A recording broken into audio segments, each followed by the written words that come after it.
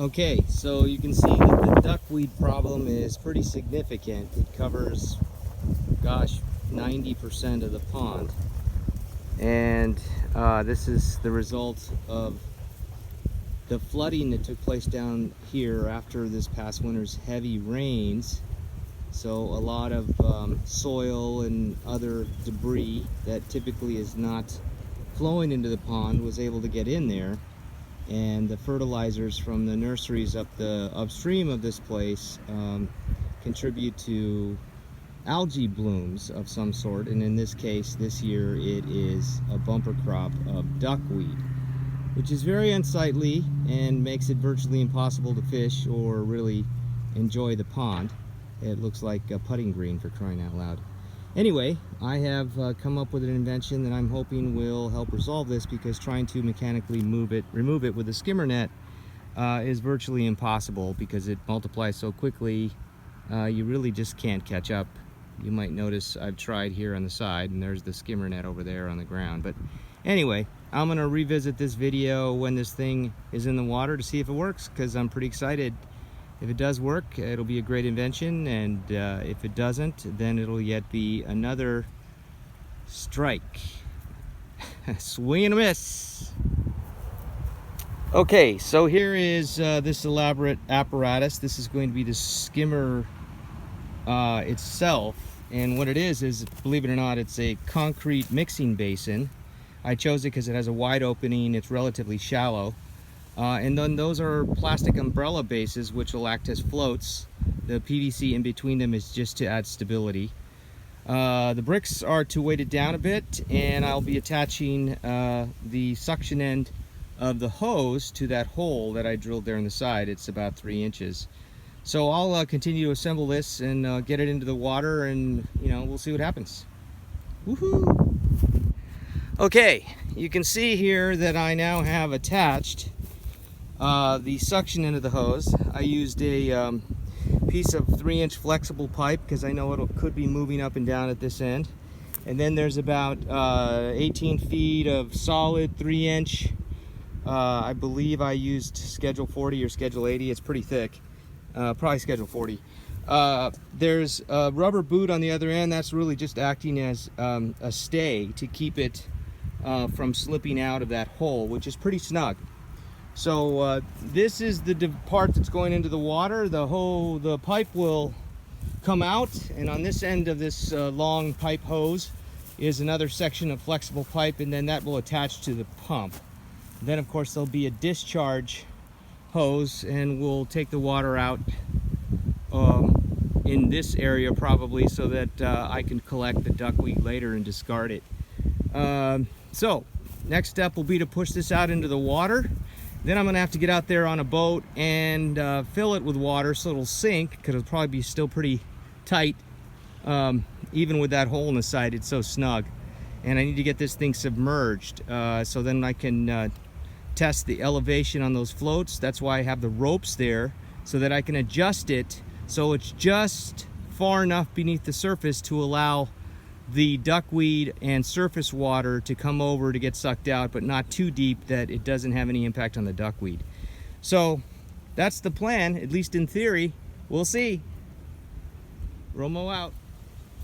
Okay, you can see that the basin, the weight of the 4 bricks that I left in the basin, and of course now the water that's in it, has allowed it to sink below the surface. What I don't know yet, until of course I turn on the pump, is whether or not it's close enough to the surface to ensure the right amount of surface water with the duckweed is going into the pipe versus just sucking out the water, which of course we don't want to do. At any rate, it's just sitting out there now, but you can see that the float system is supporting it, and certainly well above water level, so it's not too much weight at this stage. Now adding the suction from the pump will have an impact on how that basin sets in the water, and the only way to know for certain what the right height is to test it, and we're going to get to that point. Right now I'm going to get this thing situated exactly where I want it, and then hook up the pump, and then we're going to test it out. And when I get out there, I'll be able to adjust those ropes and then secure them and cut them so they're not dangling around and have any chance of getting tangled up with one another or anything else for that matter. So therein lies the next step. So far so good. Okay, here we are again. By the way, I neglected to introduce myself when we started this first episode, but I'm Professor Romo. I'm in the communications department at Cal State Fullerton, but today I am simply Rancher Romo, trying to mitigate this issue that rears its ugly head once every 2 or 3 years, and that is the duckweed on my my pond or lake. We're here on the ranch today, which I have been working on and turning into this little oasis for the last 20 years, and it seems that every year there's some new dilemma that I face, whether it be in the pond water or on the land itself, or insects or swarms or coyotes or trespassers or gophers or any of the other myriad of issues you deal with when you own land. At any rate, we're all hooked up here. I've got the pump. It's a 9 horsepower 4-inch discharge. It actually has a 4-inch inlet as well, but because I was concerned with its operation, I reduced the inlet to the 3-inch size so that we ensure that we're not going to put too much into that pump, especially with the duckweed, that the outlet might get clogged, or the impellers themselves. So we've got the discharge hose there. I'm going to hook it up, and then we're going to test this thing out. The discharge will be outlet over by the creek that feeds back into the pond, but not actually into the creek, otherwise I'll just be putting the duckweed back in. I'm going to let the water spill out onto the soil and the grass, which will collect the duckweed that I can rake up when it dries. The water itself will leach back into the soil and into the creek, which will then feed back into the pond. So there we have it, in theory at least, and we'll get this thing running and see if it works. And by the way, that's my beautiful Princess Faith, who, of course, I do all of this for. And there she goes. Romo out.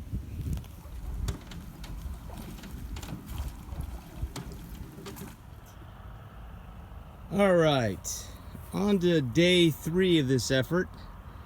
I did manage to get the, by the way, back to the Duckweed Dynasty dilemma here. Just a reminder, this is now day 3 of this effort to create this device that will remove the duckweed and not too much water.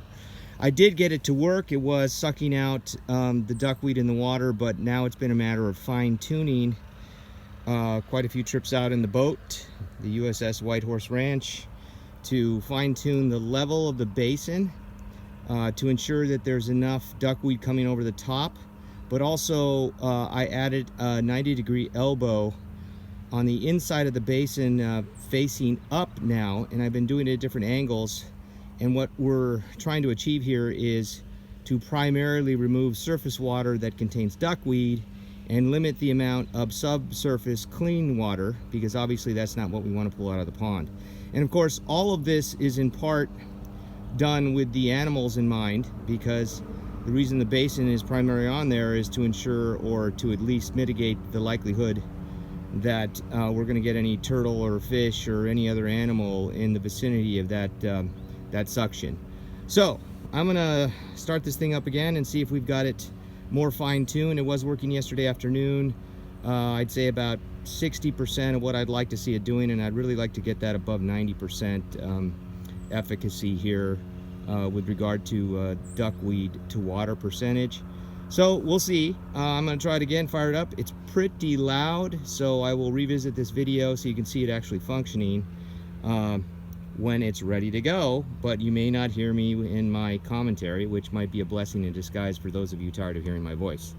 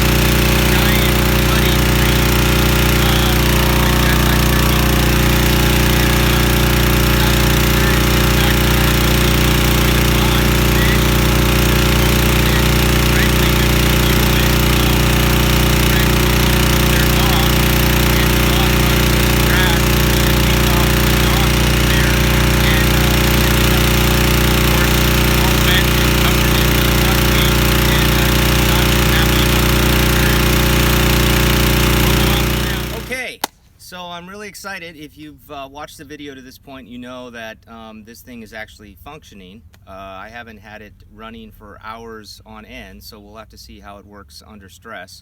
But so far so good.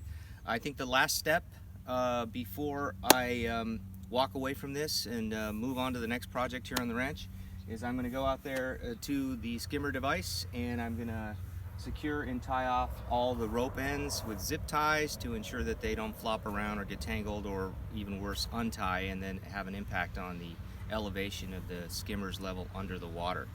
So I'm pretty excited about this because mechanically removing this is virtually impossible. It's a lot of work and very frustrating and time consuming.